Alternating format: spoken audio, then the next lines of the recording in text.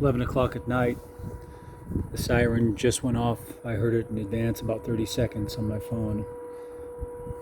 You can hear it a little clearer this time over here. They turned on the sirens on this side of town.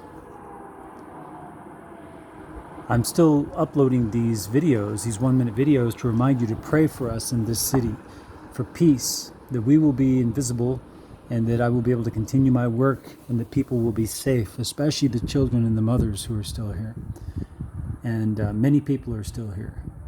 So keep us in your prayers and keep watching these videos, liking them. Get over to my new channel. It's got the longer Bible studies also. And subscribe there to help me out.